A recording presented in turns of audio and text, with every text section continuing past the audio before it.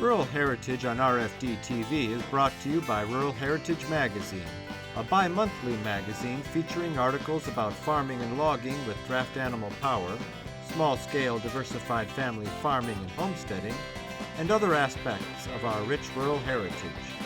Rural Heritage Magazine, borrowing from yesterday to do the work of today.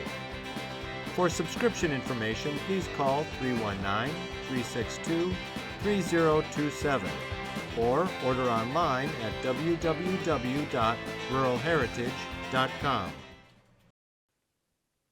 Hi, I'm Joe Mishka, welcoming you to another episode of Rural Heritage TV. These days there are auctions selling draft horses as well as horse-drawn equipment and vehicles in most parts of the country. But 50 years ago there weren't as many draft horse sales. One sale barn that has draft horse auctions is celebrating 75 years in business. Devin Mullet is a third-generation owner of the Kalona sale barn in Kalona, Iowa, and he graciously agreed to spend a few minutes with us talking about the history of his sale barn as well as livestock auctions in general. Back in the 40s, my grandfather and his brother-in-law started the sale barn. My grandfather was Simon Mullet, and his brother-in-law was Chester Miller. And so in 1947 they started with a small sale, and it grew into a big cattle and hog sale. And somewhere back in there they started a horse sale. So there's been a horse sale here for 75 years or really? Yeah. And it's been in the past there's been a lot of draft horses and saddle horses and driving horses and ponies and everything. And that's always the first Monday of the month. Okay. I think years ago they had maybe 2 sales a month, and then they went back to 1 sale a month. And then in the 70s, my dad bought in with my grandpa, Simon, and his name was Dean. And then I had an Uncle Gary, was an auctioneer here for years. And I just grew up here, you know, and worked around here. And in 91, my dad passed away. And so we've had the barn ever since. And now our kids are in here, Rochelle, Kyle, Alana. So, yep. Sure. So it's been a family affair the whole Been time. a family affair. Had a lot of employees that have worked here over the years. We've got some employees that have been here 40, 50 years. So, yeah, it's been Wow.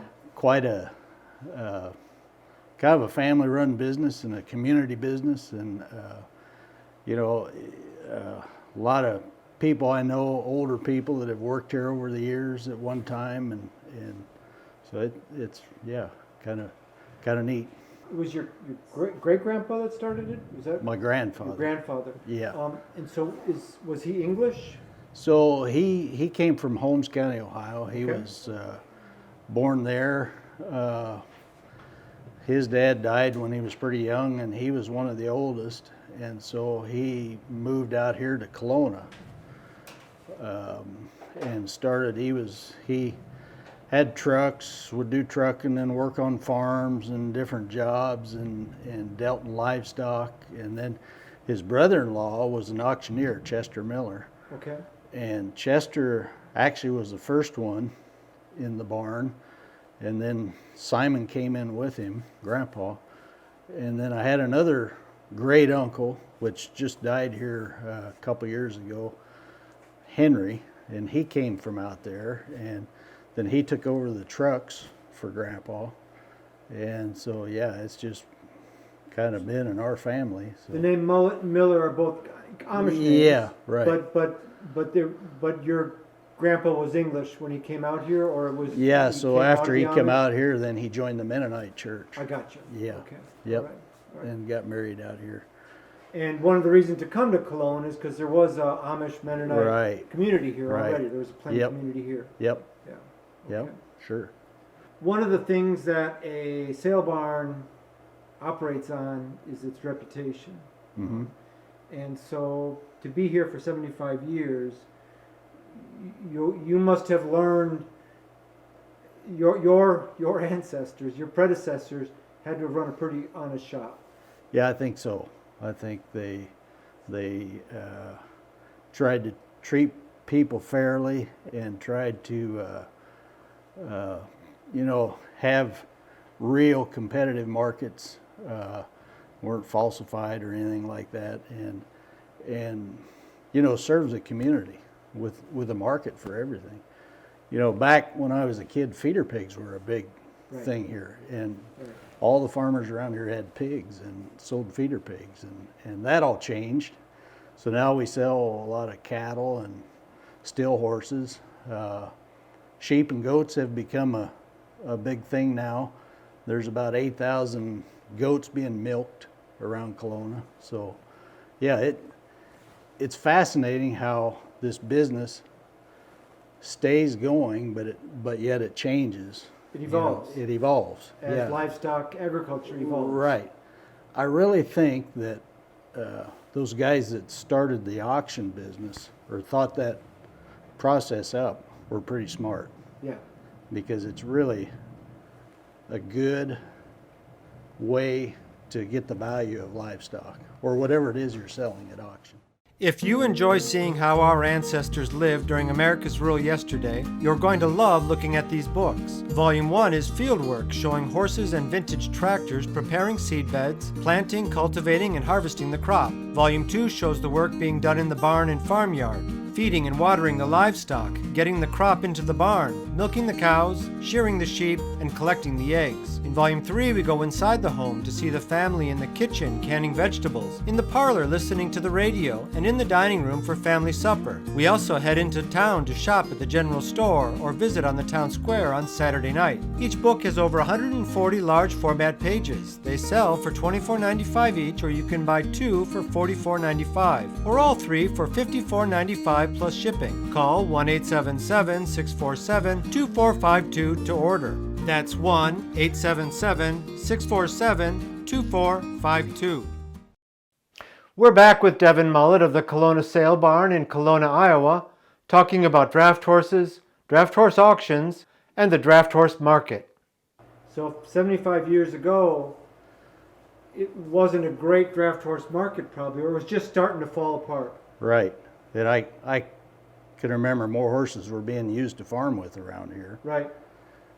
And now I would venture to say that's not near as many. Right. But there's still a demand for different things like show horses and hobby horses. Right. Really. And I'm intrigued with the young people that get into it, that want to start a business with horses or want to have draft horses or crossbreds or teams to use. I mean, it seems to be a thing that they want to do. So. Right. Yeah, it's encouraging. Encouraging, yeah. Because like in the 60s and maybe the 70s, it kind of fell out, didn't it? Yeah. Although, I suppose being in the Kalona area with the plain community here, you're a little bit more insulated from it than if you were in an area where it was just English that were migrating to tractor power and not using horses anymore. I kind of remember that at one time Kalona and probably Hazleton and Bloomfield, they were kind of the only Amish communities out here. Right. But now there's a lot more of them that have come out this way, started communities. So there's more Amish out here. I mean, not just Iowa, but you take Wisconsin, Minnesota, Missouri, Nebraska, further west, Montana. And those are farming Amish. Right. They're moving out to find farms. Right. To find land. Right. And so we're seeing a lot of those people come here to the sale. And so, yeah, it's kind of evolved around, you know. The horse market has its ups and downs. You know, the market can be down in the fall. You know, people have to be willing to sell, and then the buyer also gets the opportunity to buy cheaper, you know, and then you have those sales where horses are really high and the seller's real happy, and the buyer maybe is too, but he pays a higher price. Right. So Yeah, it's the auction business is, you've got both sides to deal with. You're right in between, and you're always glad when prices are good, sellers are happy, but you're also glad to hear about that guy that thinks he got a bargain, or he thinks he got a good horse, and so yeah, it's both sides. Yeah. Yep. One thing about right here is we're right on Interstate 80. Right. So we're kind of right in the middle of the United States. So it's easy for people to come from every direction.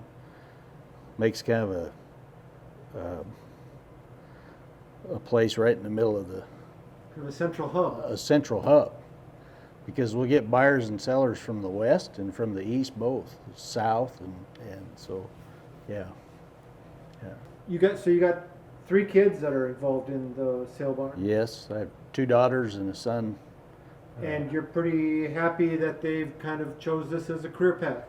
We've always, wanted them to do what they wanted to do, but they've grown up here and lived in it, and they all work for us and they like it. So, yeah, we're happy. Good. Yep. You see it as being a good future, I do. the business. Yeah. I think like in the past, some things will have to change and evolve, with it. What we do today may have to change a little bit, and so we try to listen to our customers, what they're wanting, how they're wanting to change, things like that. So yeah, I tell my kids, that I think it's a good future, but they're going to have to figure out different things to do, different ways, Like you did. Right. Or Yeah. even your dad did. Right. Yep. As things evolve. Yep. Yeah. We had a sale a couple years ago in February, and we had gotten a big snowstorm. And we had people here from Wyoming, Montana, California, and we had great big piles of snow everywhere, and we were hitching horses out in the mud and the snow. And my son says, "Dad, we're out of parking." He says, "I'm pulling people out of snow drifts," and he says, "We need." So there was some land back here that had always been next to us. We had always wanted to buy, and we were able to purchase that. And then that gave us more room to push out, make more parking, make a more permanent area to hitch horses and use it for things like that. So, yeah. It's kind of lucky that it's there because you are kind of in town. Right. Yep. Probably isn't a whole lot more around. I'm sure when they started here, they were out of town. But yeah, right. You grew up around them. But Kalona has really grown. Iowa City is getting bigger and bigger, and so yeah, it's people are coming out here to find a quieter place to live. Right. Small town. Yeah. Yep. You've seen our America's Rural Yesterday 3-book set covering life on the farm in the early 1900s. We're excited to bring you a 4th edition to the series, Early Tractors, featuring more than 250 photos of early American tractors like Alice Chalmers, Oliver, John Deere, Farmall, Minneapolis Moline, and lots more. Most of the photos are of new or almost new tractors back in the day, showing exactly how they were configured when they came out of the factory. Tractor collectors, history buffs, and folks simply wanting to reminisce about farm life in America's Rural Yesterday will love to have this book. It sells for $24.95 plus shipping. If you buy more than one book in the series, the price per book goes down all the way to $69.95 for all 4 books. To order, call toll-free 877-647-2452 or visit www.mishka.com. That's 1-877-647-2452. Welcome back. We're at the Kalona Sale Barn visiting with Devin Mullet, a 3rd-generation owner of the business, and whose 3 children are also involved in the operation. We visited a little with Rochelle Mullet, one of Devin's daughters. I do a lot of the advertising, all of our online, our website, our Facebook page, the catalogs, any print, social media, I take care of that. I also do a lot of the books, daily answering the phones, day-to-day things too, so. Yeah. And there is an awful lot of paperwork that gets done at a sale barn. Yeah. Yep. And with social media and the internet, that's really changed the business. Yep. With horses, but I mean a lot with the horses, but with equipment too. Now a lot of people, a lot of the reasons why the equipment isn't showing up at the sales now is because people are just offering it private, and it's so easy to do it now Right. online. I don't have a history with your sales, so I don't know exactly how it's been going. Has it been? So we didn't do it online until this last sale. I'm sorry, I don't even mean that. I don't even mean the sale offering it online for online bidding.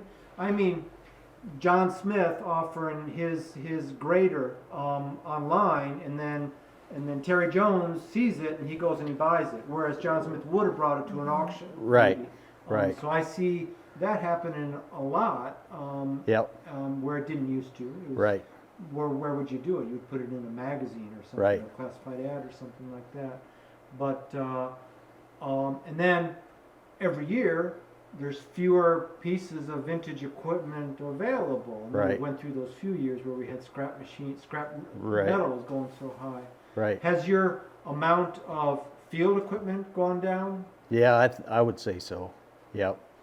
I would say there's less of it, and then I would say that because of that internet or Right. reason it has went down. Yeah. Yep. Probably less with the vehicles, the carriages and the people movers and that kind of stuff. Yeah, we had a good amount of carriages here. The auction still is price discovery. Say that again? It's still price discovery. What does that mean? Well, I mean, when you actually have bidders, then you find out really what something is worth. Right. And so if you take your piece and put it, and just put one price on it and put it online, you may have priced it way too high or you may have priced it way too cheap. But you'll never know because you only get one bid. And I know that for a fact because I know there were pieces that were bought offline and brought here and sold and doubled their money. Yeah. I know that for a fact. So yeah, there's some guys that are buying yearlings or even weanlings and getting them to 2-year-olds or 3-year-olds ready to break and reselling them. There's some of that going on. And then we still have guys that are horse dealers that come here from Pennsylvania and buy workhorses and take back out there. They still have a demand for them out there, to sell them because they're still used pretty much out there, Right. And they may or may not already have a buyer in mind. Right. That's one reason for our February sale too, is because we didn't used to have that, but a lot of those guys want us to have it because they want to buy their horses early to get ready for spring. Get them hardened up, get them going. Get them ready. Yeah. Yeah. And it's the same way too in the, we have a lot of those carriage companies that come here and buy horses and they're looking for horses to get ready for spring or Summer season. Tour season.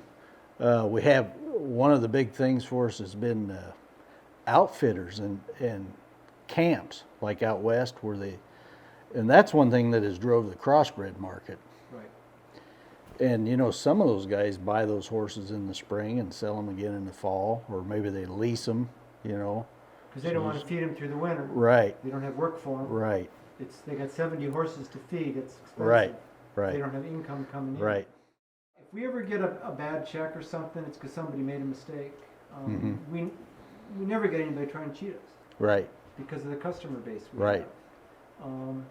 And I always take that for granted because I hear horror stories from other people involved in retail doing other stuff Sure. where there's just all kinds of trouble. Is that mostly true in this business? I would say in this draft horse business Yeah. that it is less, that it's pretty good. Sometimes I feel like maybe in some of the saddle horse business, and not to pick on them, but Right. there can be a little more of that. And we're pretty cautious about who we take checks from and check people out and things like that.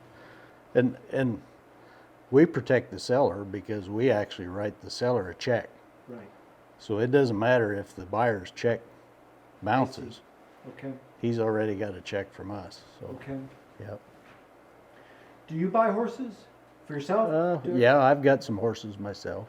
Do Yeah. you use them, or do you buy them for an investment, or you buy them because you think it should have brought more money when it was in the ring? No, I actually buy some yearlings Uh-huh. and raise them to 2 or 3 and just resell them again. Just a way to make a little profit. Yeah, and have some. There for a while at these sales, all you'd see was old horses, Okay. and so I started buying some Belgian colts Okay. and some Persian colts and just growing them, and bringing them back in February and selling them so that people could have more young horses to buy and Right. get ready for. And it's kind of helped our sale. I mean, Okay. it gives more young horses and Sure. so yeah. You don't want to have a bunch of brood mares and full horses also. No, and I don't have time to work horses, so I'm not going to buy older horses and work them. Right. It's Right. something that kind of fits in with what I do. I take care of them myself and I feed them myself and take care of them, and then try to buy colts that are already broke to lead and have been handled and Got manners. and we get them ready for the sale and clean them Yep. up. And just kind of an extra drawing card, something to add to the sale and something I enjoy to do. So Yeah. now we don't sell a lot of hogs, but we do sell hogs, and they sell good Uh-huh. because a lot of them are somebody that's decided to get into it and raise some pasture hogs or maybe Sure. 4-H hogs or things like that. Right. And we have individuals that come in and want to buy one to butcher. Right. Because where would you go to find one to butcher? Right. You're not going to buy one out of one of these confinement buildings. No. Right. And so that's kind of evolved back around a little That's bit. great to see. And even the cattle, I mean, I see more people on an acreage that, maybe want to have a few cows or sheep. Sheep is really, or goats or, things like that. So I also think that people are conscious about where their food comes from. And I think that they like to buy from a small farmer or small producer. And this community has been good. Yeah. It's been a good fit, Right. this business in this community. Just like with we're talking about the pigs and now the goats. Well, a lot of these Amish farmers around here are doing goats because it's something that they can do to make money now Right. on smaller farms, and it's something that the pig business all went to the integrated. It went crazy. And so, Yeah. the one thing I'd like to say Yeah. is that I didn't start this business, and I think all the credit goes to my grandpa and great uncle and my dad and all those employees over the years, and there's been thousands of them, and all the farmers and people that have brought stuff here. All I'm doing and all we're doing is just keeping it going. So that's what we're really is important to us, is to keep it going. This program is available for purchase. To order your copy, please call 319-362-3027 or visit www.ruralheritage.com. Rural Heritage is a bi-monthly magazine dedicated to draft animal farming and logging, as well as other aspects of our rich rural heritage. It is published by Mishka Press, which also offers a complete line of Back to the Land books, DVDs, and calendars. Call or write for a catalog or subscription information, or visit our website at www.ruralheritage.com.